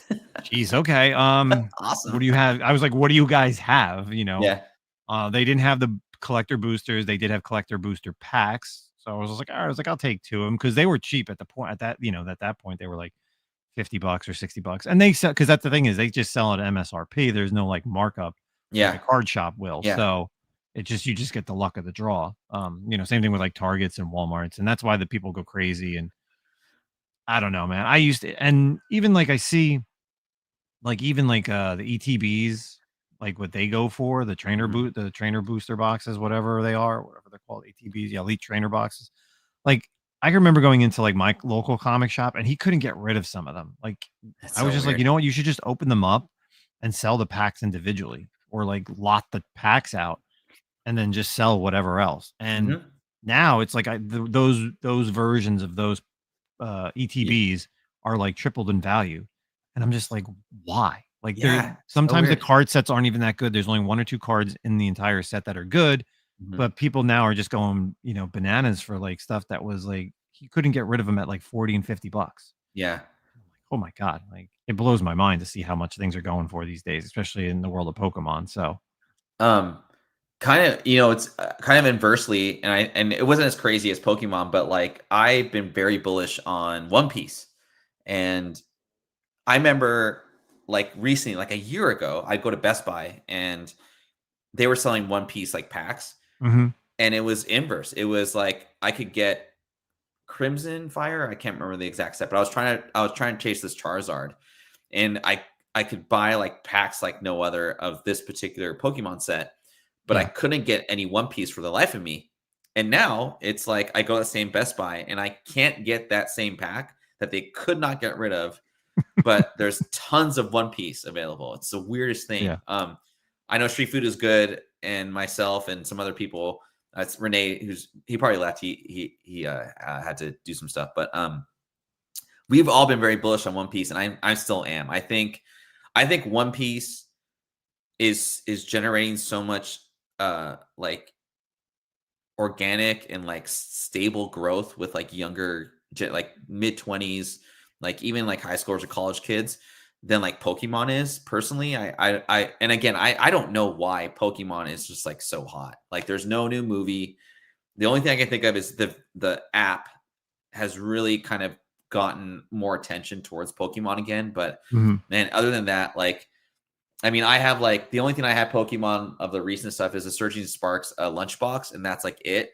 Um, and I'm not like, man, I think it's just too crazy for me. I just don't want to get into it. But nonetheless, Listen, there are people I that was do all like about it. like And I'm the into it. Disney Lorcana stuff because I'm a huge Disney Yeah, fan, and yeah, I mean that stuff was like impossible to find in the beginning. Like I mhm, wanted to learn how to play. yeah, Like my goal was to get all the cards, like a complete set, and I did eventually have like a complete set minus the mythic versions of all the like the 8 cards, or I think I had like 1 or 2, but I ended up selling like the entire set because I was just like couldn't find anymore because places couldn't get them enough to actually have events so that I could learn and play with people. yeah. And now like Lorcon is like super easy to find.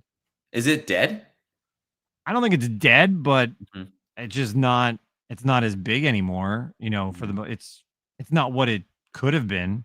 Yeah. And I think because that was the problem is like on that initial release, if there was enough availability, they could have held events, but because most card shops were allocated so much, they were just like, well, we can't really hold like a pre-release event or something like that because of, Mm. there's not enough cards to go around to actually have people like to whatever put together like a deck. So Yeah, I heard the distribution was like really shitty in the beginning for Lorcana, and then like it drove the price up of cards, and then they kind of figured it out.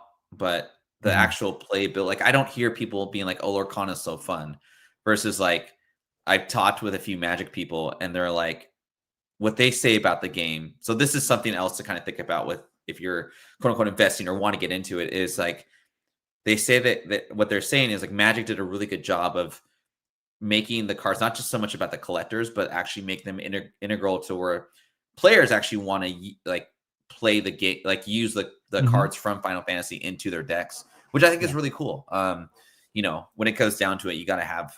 I mean, that's kind of why Magic's thrived for the past 40 years or whatever it's been around, which is crazy to me. So, um, Yeah. I mean, anyway, there's some decent amount of reprint cards in the Final Fantasy, but there's a lot of new cards. mhm, So I think that's what's like it helps both people. Like right, just because it's a different, and I mean obviously over the years Magic the Gathering has reprinted the same card several times, yeah, but now it's like they're reprinting it, changing it to look like Final Fantasy, which is cool for people like us who love Final Fantasy. So yeah, maybe we'll get into it. But then there's also brand new cards that can help people create brand new decks mhm, specifically for, moving forward.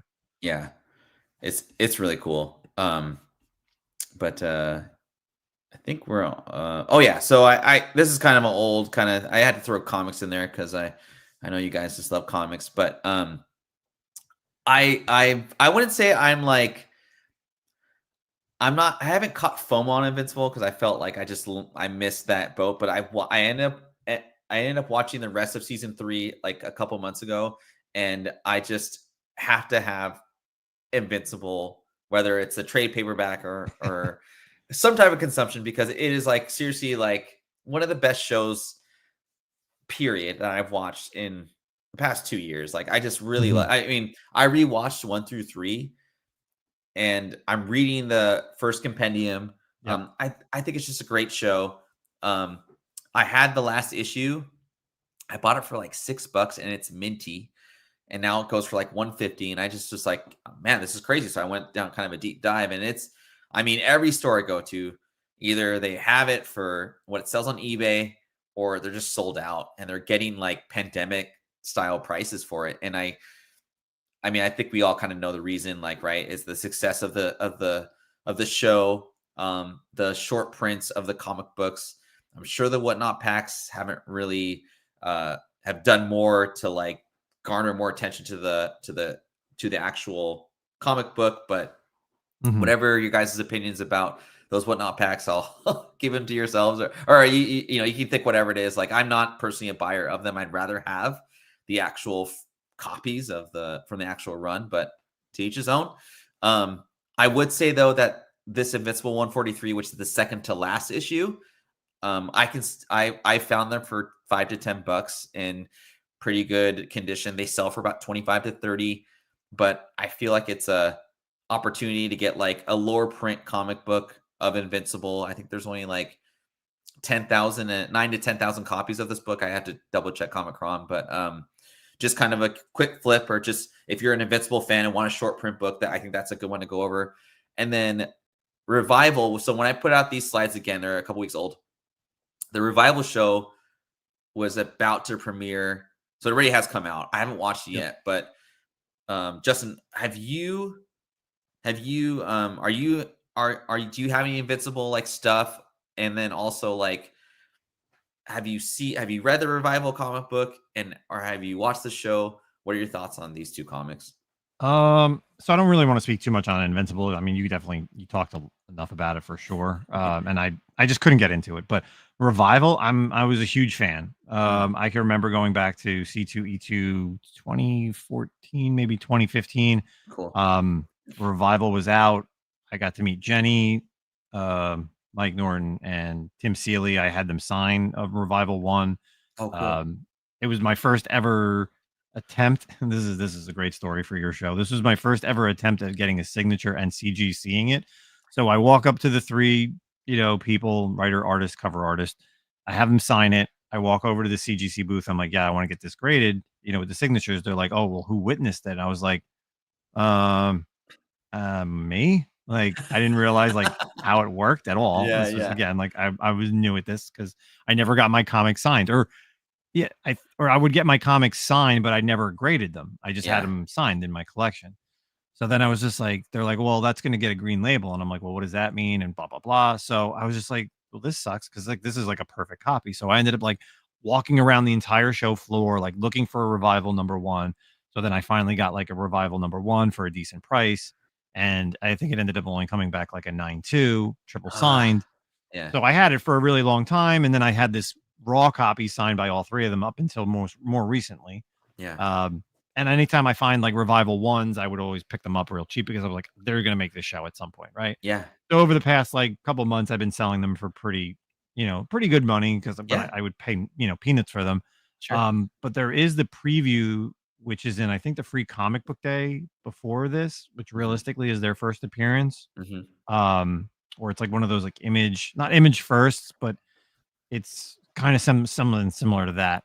But yeah, I love the Revival. I thought it was a great storyline. The problem is, and this is the same thing that happened with Deadly Class. Like I love Deadly Class, but they put it on Sci-Fi, and not a lot of people watch Sci-Fi channels. So it's like ah, okay, I don't expect it to go long. So for the most part, I'm not watching it. So it's like it's terrible to say like I'm not supporting it right now, but mhm, I know the story. I love the story. I read all 40, I think it was like 47 issues, somewhere in that just under 50 issue range.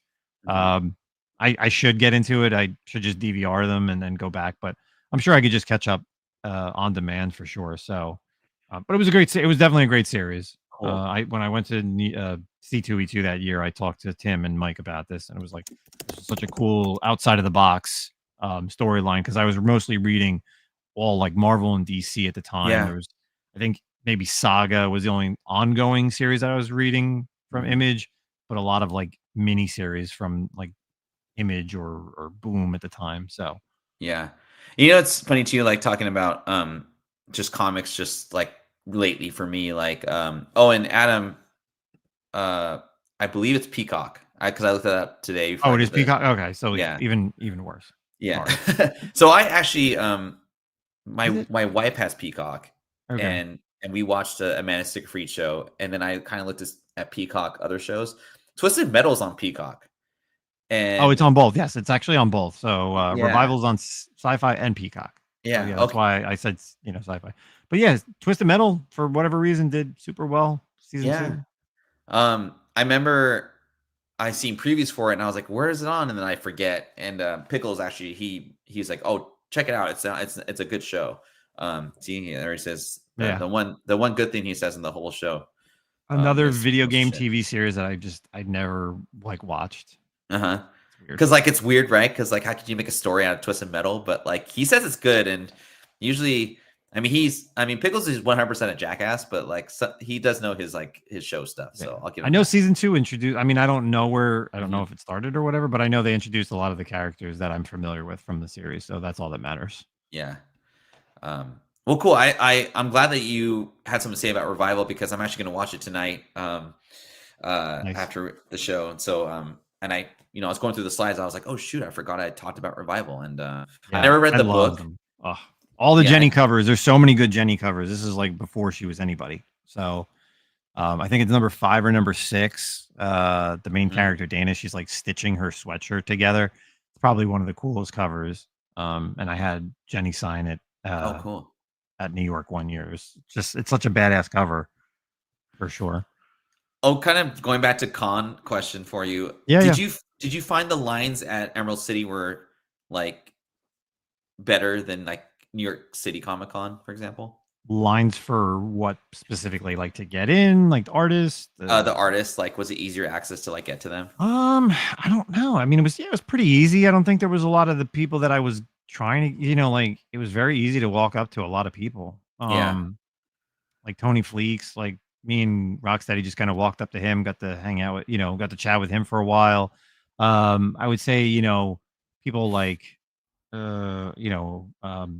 so a lot of those Japanese artists, like, well, I mean, Mercandolfo, like she's from Italy, but like that area, like where the comic sketch art people Yeah. were, Yeah. like Godtail was there, so like he had a little bit of a line. Like what's her name, Rachel? I can't think of her name. She's like does like anime covers. She did like a couple of Catwomans. She had a pretty decent line, but very simple compared to New York for sure. Like way different because I don't think there was like a huge, they didn't really bring like the A-list writers and artists that like New York gets, or even like a C2E2 gets, Yeah. Heroes. So it Yeah. was very easy just to kind of walk up to writers and artists just to chat with them for sure. I think like Terry Dotson probably had like the longest line and maybe like one or two other people. And I know like Mhm. Terry's like from the area, so Yeah. Yeah, that's how SummerCon kind of was because like the kid that plays Blue Beetle, I mean, like I went on a Friday, so it wasn't as busy on yeah. Friday. But I mean, Cobra Kai is like, as far as like younger generations, like that's their, that was like one of their shows, right? And so I was expecting like super long lines for like all of those like kind of like I don't want to say A-list celebrities, but like pretty big celebrities, right? Mhm. And it was like a 15-minute line to get his autograph, and we got to chit chat a little bit, and I got an autograph for my nieces and nephews too. And then Hitman, kind of near the end of the show, it was a 10-minute wait for the Hitman, and that was like my highlight of the whole entire like show, man. He was Nice. pretty quiet. Like I don't know if he was just tired or like just father He's up time there in is like age. Yeah, I yeah, mean he's kind of gotten beat up a lot, so right. But I mean, he was just really humble and just like he like was like, "Thanks for coming out, thanks for your support," and I didn't really know what to say to him, but I just like shook his hand. He was really like nice dude. He nice. was really cool. So, um, All right, I think we're near the end of the show. I got a couple of slides for you, kind of our market report. So again, like I was saying, this is our this or that kind of section. So I'll put these out here. So these both sold for $1,000 recently. So 9.6 sealed Fortnite or a traveling chocobo. Which, if you so $1,000, which would you go after?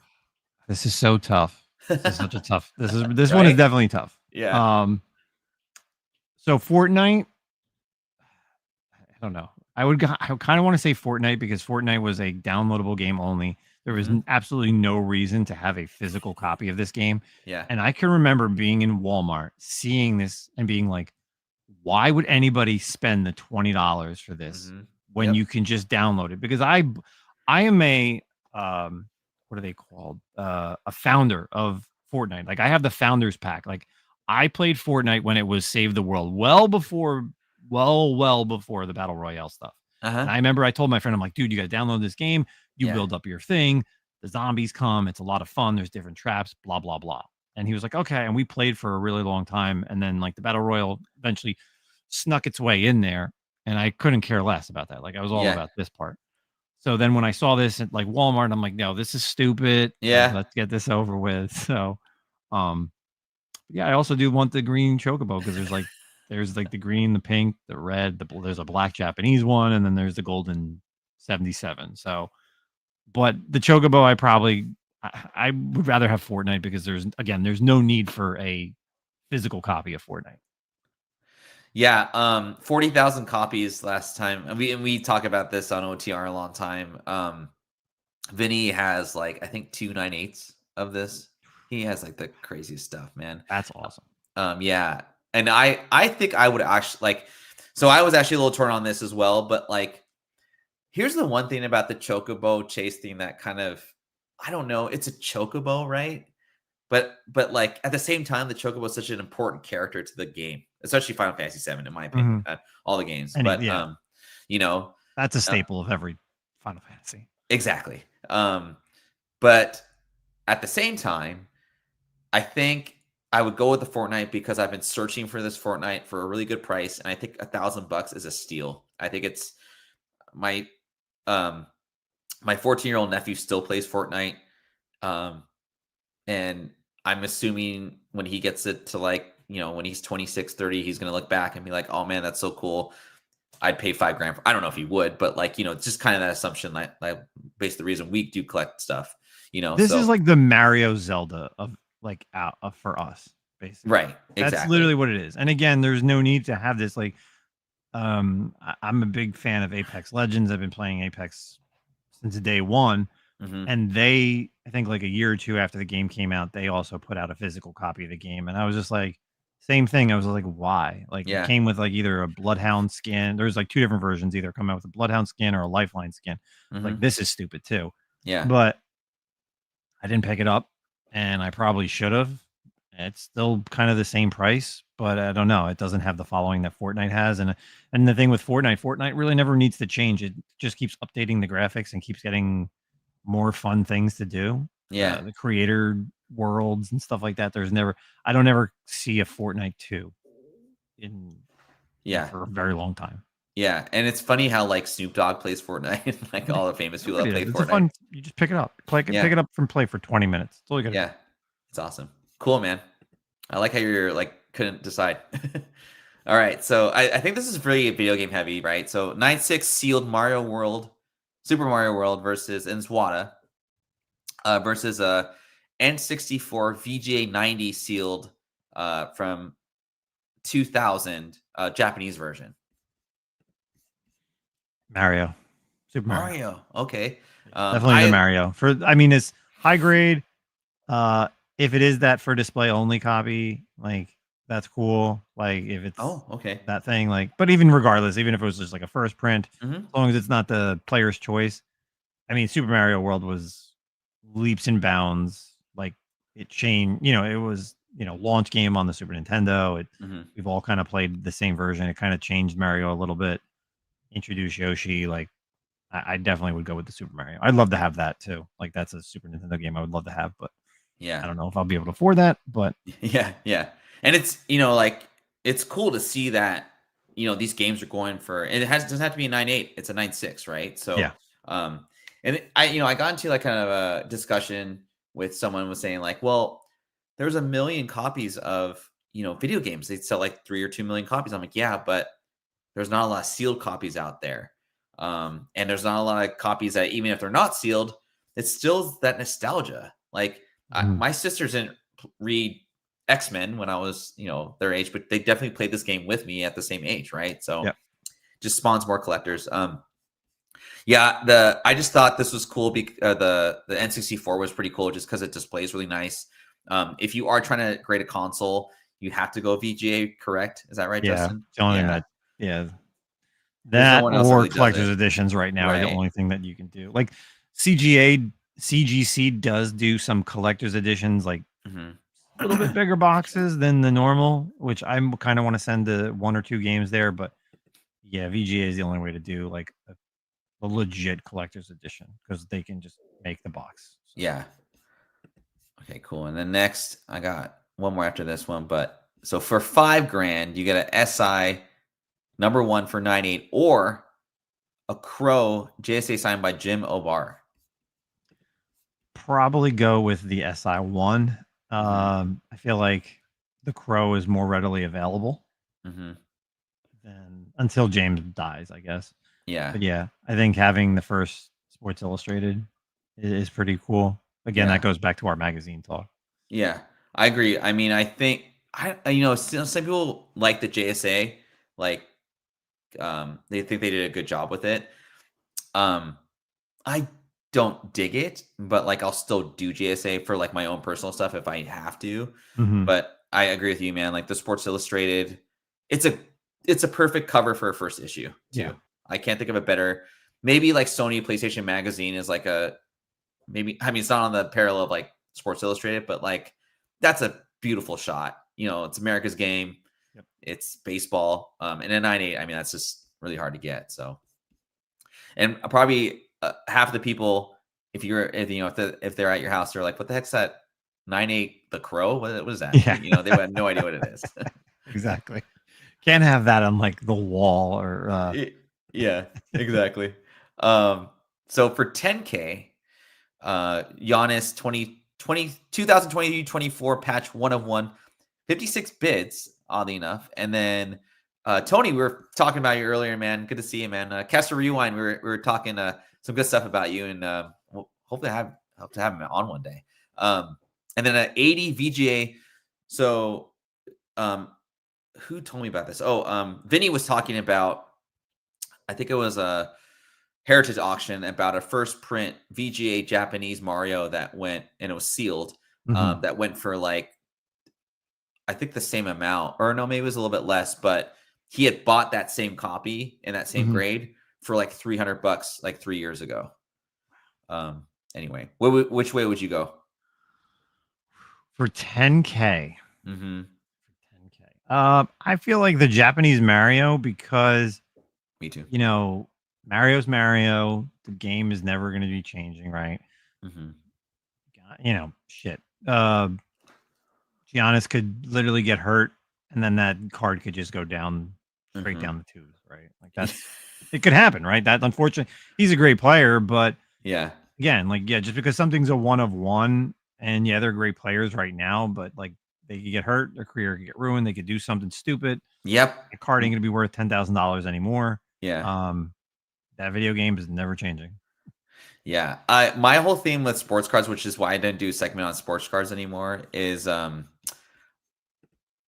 remember talking about Wander Franco, and we were just talking about how he was gonna come up. He was like, the next generation's like Julio, or not Julio, but like he was coming on that generation of Julio Rodriguez and Eli De La Cruz, who, whatever. And then he killed it during his rookie year, signs his $100 million contract, and then, well, he just got convicted of child rape.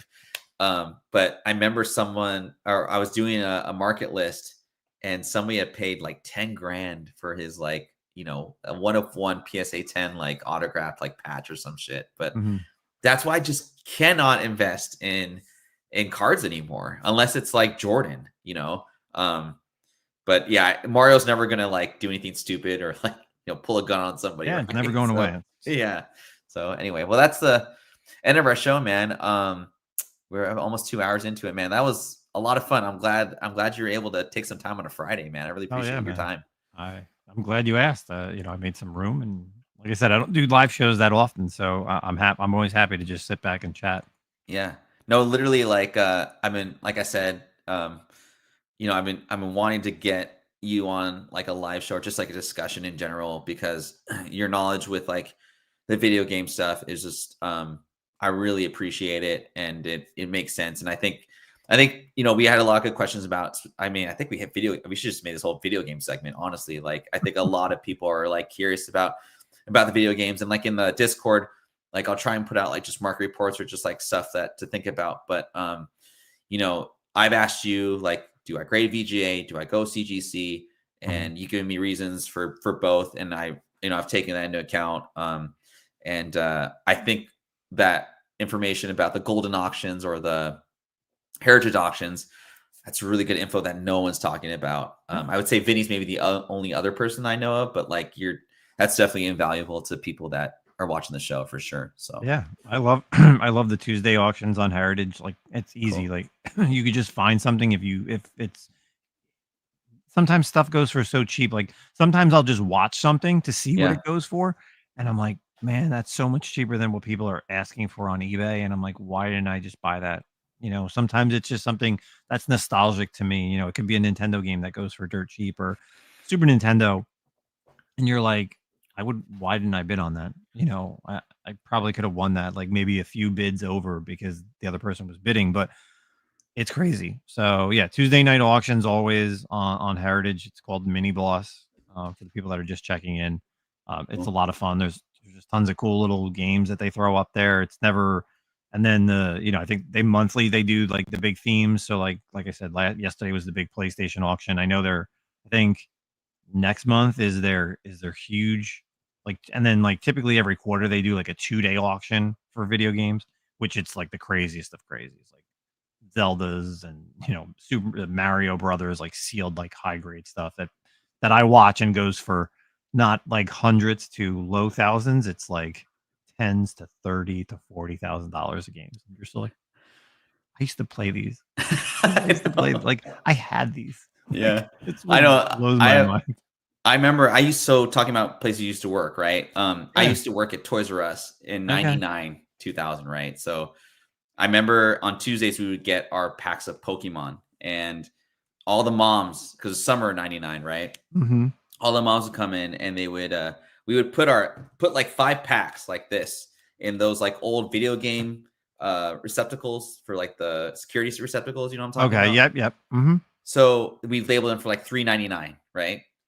And the moms would come in and they would put the stack down and then I'd take them out and they're like, what are you Mm-hmm. doing? I'm like, well, I'm getting the packs out. And they're like, I thought it was 4.99 for the whole 5 packs. I'm like, oh no. It's 4.99 per or 3.99 per pack. And Mm-hmm. they would get livid. And they'd be like, I'm not paying 3.99 a pack, for these dumb first edition like Pokemon cards. Well, miss, you would be now, but like who would have known, man? Well, And I hated those damn Pokemon packs, man. I hated them oh, with of a course. vengeance. Yeah, So here's another thing, and I thought about just doing yeah, this just for also because I won't, since I'm going to be sending in some of these Magic the Gathering yeah. Final Fantasies to PSA because I'm going to do PSA, not CGC. I Okay. do. I would recommend getting not the regular booster packs, but I would spend if it's like $80 or $90 for the collectors, Hmm. and I'm going to actually send in a sealed pack to PSA and just have them grade that too, just for Very cool. like this, just for purposes of I want to keep one, right? Yeah, I mean, yes, you could send in like the regular booster, which has cloud on it, but on top of the cards, I do want to send in like just a one unopened pack because I'm sure you've seen that same thing, like PSA grades, like yeah, all the old Pokemon. Hell, what's it to say that this pack doesn't have a super expensive card in it and it's sealed and graded? Like that's cool. yeah. So yeah, I'm gonna do that as well. So that's my other little tidbit of investing. Quick question though. Before I let you go, are you gonna grade the individual like foils that you got? And if so, Are you gonna go PSA? Or are you gonna go Oh, they're all gonna go to PSA. Hmm. Surprisingly, I want to try PSA, Hmm. just for purposes of like I'm sending in like doubles or triples of somebody, Hmm. so I feel like Magic has like a like I've heard more. It kind of has like a better value than Hmm. CGC Hmm. and like the card market, which is the same thing like CGC to CBCS. So Yeah, yeah. I just want to give them a try. Like, I mean, I know I could just send everything to CGC, but shit, Oh, here's a question for you. fuck Yeah, no. yeah, me either. That was the ugliest fucking. Sorry. If you are like, whatever. Oh, and No. Dragon's Den, like I actually, so I don't know, who is it? Fuck, was Aaron Easy. I'm sure Oh you yeah, know of him. course. Yeah, Yeah, yeah, yeah. yeah. Okay, so yeah, he's on that Google chat we're on. So he always gives me shit because I love Beckett's. I just love the case, and I don't mind their price point, and like, but he gives me so much shit about I all haven't the. even looked up Beckett's price for It's cards. it's So a little bit cheaper now, but okay. I graded all my Star Wars Decipher cards through Beckett and like a couple of Shoheis, but I know they don't go for as much on like versus PSA, but I Mm-hmm. just love the way they look. And so I was thinking about sending it to CGC personally, or sorry, to Beckett, Mm-hmm. but I don't know. I don't know if I'm gonna. I don't know. Like I always get my ass kicked on cards anyway, so I'll probably ask opinion from someone to get the cards graded if I do the Final Fantasy cards graded. So anyway, but and the Black Label is very nice if you can get one. I mean, that's kind of the reason you go Beckett, obviously, right? Is Of course, that yeah. Black That's the Label? only thing that's the only thing I feel like that's well worth it. I Yeah. guess Beckett is definitely a staple for sports cards. I mean, Hmm. people have known them for so long. Yeah. Um, I don't know. I just want to try PSA. I definitely Yeah. just I'm wanting to do something different. I was doing same thing. Like I tried VGA, or I want to try VGA. So like I want to send in like some type Yeah. of collector's edition for something, Oh just yeah. to see it. For a video game at some point, I will. Hmm. I know I've been asked to send in like a toy or something like to VGA because it's the same thing. Hmm. But yeah, you want to try out the different companies, but Sure. back to street foods. No, I'm not trying PSA for comics. CGC all the way.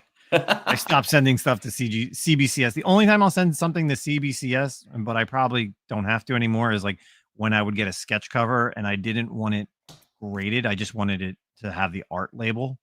So it would be like whoever did it, it would still be authenticated or verified that this person signed it and this person did the art. I was just like, I don't want to grade on it. I just want it to say art. So Yeah. it was easier that way. But Yeah. I think CGC kind of does that now too. Like they'll do it where it's not graded. But Yeah. then people are like, well, why wouldn't you just grade it? I'm like, well, because it's art. That's what the whole thing is. It's a blank cover. It's art. Yeah. It's kind of hard to grade one of one art Yeah. stuff. So, um, yeah, I'm actually gonna try tag on some other old Magic cards I have, just because I like the.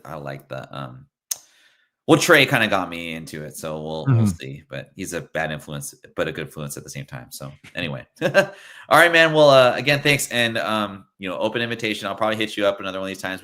I'm gonna try and do Absolutely. these like once a month, but like, man, I feel like we should just scrap everything else and just do video games next time, or like related. Dude, I want to do. I said that to Zach. There was when I started getting into the video game stuff. I said I'm going to do a video game podcast because you could Yeah, just talk. You don't need to show anything. But yeah, it's awesome. Yeah, I could talk video games till like I'm fucking beat like blood dripping out of my ears because I know, I've been seriously. playing since I was like a wee lad, and I Yeah, still yeah. play to this day, and I still try to play as much as I can, and just there's just so much nostalgia. There's so much to talk about. So. Yeah, and Dragon's Den, I mean, he runs a Discord, and their age ranges are like 18 to like 26, and they're all gamers, and they all love this stuff too. So it's just, not only is it like nostalgic with us, it's going to be nostalgic with like future generations as Mm. well. One more thing before I go, this is like my like future generation, like what do you call it, survey.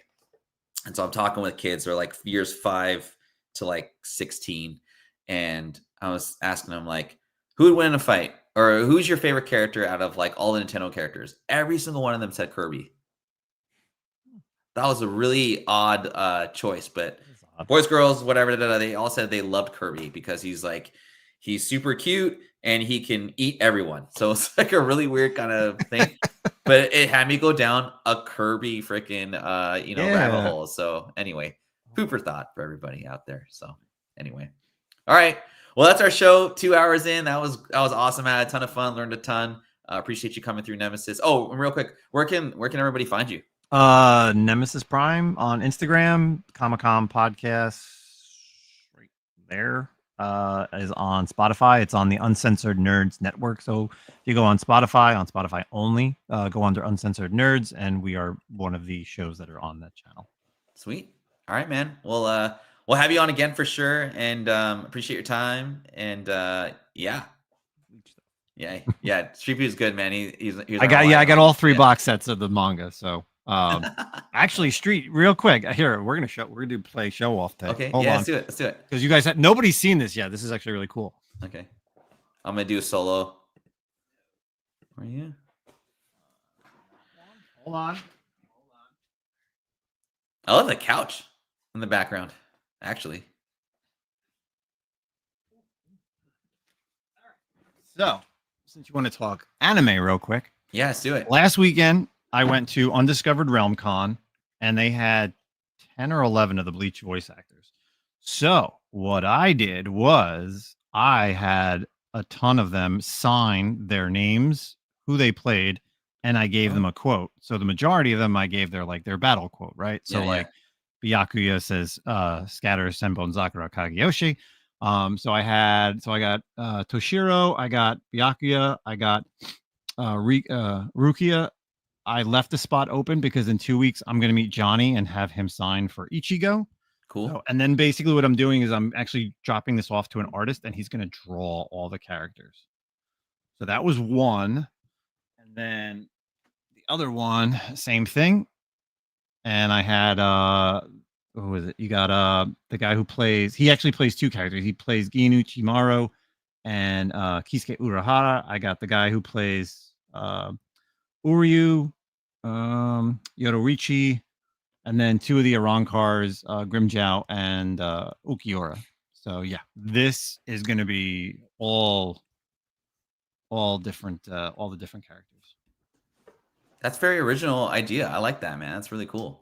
It was the first time I ever had any like anime character sign anything, and also for if any of you Gundam Wing fans out there. I had the guy who plays Hero. He also signed this and a little quote. Really cool. And then I'm going to have a big Gundam Wing done and with Hero. So. Sweet. There's a really cool anime con here in Seattle that my East Coast cousins said was like Kuricon is what it's called. It's huge. It's probably there's one in New York. It's Anime NYC. Yeah. And I probably would go. Like I was looking at that SummerCon. I mean, there was a ton of voice actors. Oh my gosh. Whole row. Probably would have had a blast. So maybe next year it'll be my way out to get out there. So yeah, I mean that's the one I go to, man. And it's like a lot of my friends locally here, we prefer that one over Emerald City. So so my other idea was I think I bought these not from so real quick too. I bought these from Whatnotter was the new Bleach game, and I was thinking about getting this signed and submitting it to like CGC or something. But so I mean, I may still do it. I may still have Johnny sign this for Ichigo and submit it. So that's cool. That's possibly an idea. I'm trying to get my buddy. I went to high school with him. He works for Sony PlayStation. Okay. He works for PlayStation. Sorry. He was on the art team for Dream Standing 2. And he's like one of the creator, or like, I don't know. He's like on the team. I was going to try and have him come on the pod sometime and just talk about that. But if I do, I'll definitely invite you. He's got really cool stories about that. Yeah, that just came out, right? Yeah, just recently. So I told him, I was like, man, you need to sign mine, and I want to get it PSA graded by Juan. And he's like, sure, I'll go ahead and ruin your game for you. It was pretty funny, but he's a good guy. But anyway, cool. So all right, well, that's our show, and We'll see you next time. I appreciate everyone's support. Appreciate you, Dragon's Den, and appreciate you, Justin, for coming through. Thank you, And man. we'll see you next Appreciate time. it. Yeah, man.